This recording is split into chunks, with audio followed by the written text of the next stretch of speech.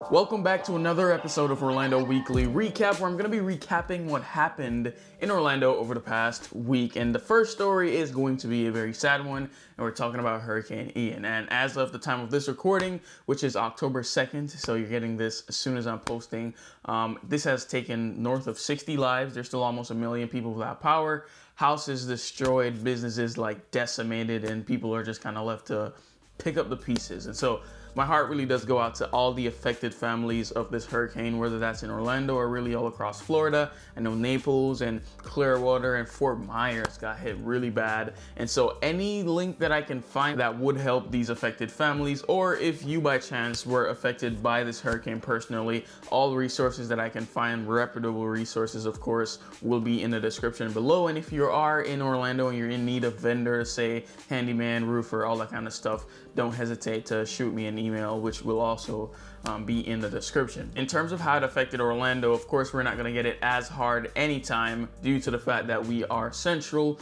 which is sort of like the pro, I guess, of Orlando. Some areas did experience flooding like crazy though. Downtown, I'll pop some videos up right now.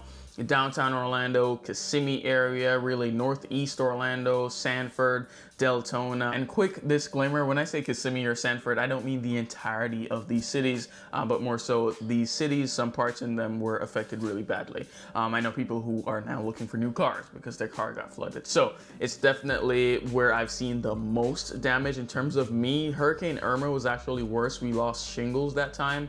This time I'll pop up what we lost. It's just the mesh piece from the lanai over the pool. So thank God for that one. Nothing too crazy to speak about. A bunch of leaves and branches on the ground, of course, but nothing to where the wind was blowing your roof off or flatlining your house, kind of like what we've seen on the coast. And so very thankful to live in Central Florida. I know that's a question I get a ton when people reach out about moving here, is how do we handle hurricanes? This is the worst flooding, I think. Even if you're a Central Florida native, you can speak to this, comment down below. This is probably the worst flooding we've seen ever. But all things considered, especially when you start to compare, I know my clients' new bills are still intact.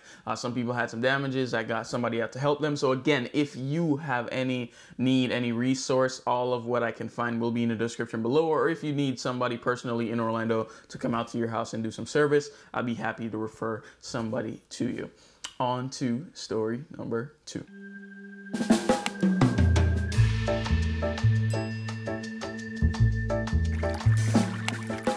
All right, so for story number 2, we're heading over to Oakland, Florida to talk about a former farmland that is now being transformed into a 150-lot subdivision known as Briley Farm, named after the Briley family, which apparently they were among the earliest settlers of Oakland. Oakland is not really a very big area. It does share the same zip code as Winter Garden, so it's going to be 34787. Super nice. Think of it as like a Celebration, but newer, I like to say, with the amount of new construction that has come in recently, but it still has that old-time charm, being that it is also super close to downtown Winter Garden, which we all love. Plans for the community right now shows that it will feature a public park along the shore of Lake Apopka. They're also going to have a network of trails, and again, the super cool thing about Oakland is its proximity to everything else. And so you're super close to Claremont if you want anything there, and super close to the downtown Winter Garden area, not to mention the West Orange Trail kind of runs right through there as well. In terms of the real estate, it's going to have everything from 45 to 60-foot lots all the way up to half-acre estate-sized lots. And so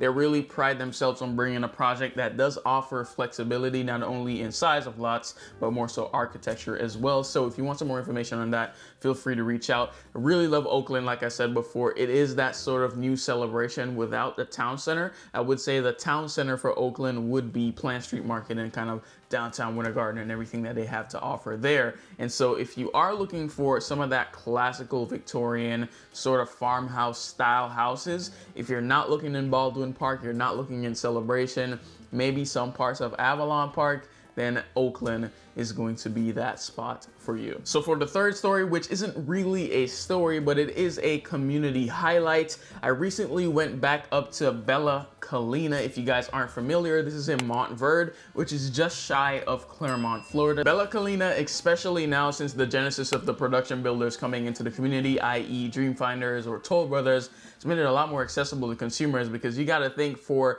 all that you get when you talk about Sir Nick Faldo Design Golf Course, a 24,000 plus square feet clubhouse with restaurants, spa, tennis courts, pool, everything that you could possibly imagine. And you can get a brand new house all in just over $800,000. All things considered, not a bad buy. But let me know what you guys think. Have you ever even been to Bella Collina? Have you heard of Bella Collina? I will be doing a video about the community soon and more community tours and home tours, so stay tuned for that one. But let me know what you guys think of this Orlando Weekly recap. It is the end of the video, but don't leave, because if you enjoyed it, please let me know by hitting the like and subscribe button. Follow me over on Instagram at Orlando with Mario if you want to stay in contact and connect. And if you are looking to buy or sell a home here in Orlando, I'd love to partner with you as your real estate agent. So you can give me an email, text, call, or book a time on my Calendly link, which is all in the description below. Again, resources for Hurricane Ian also in the description below. Thank you so much for watching. Hope to see you in the next one.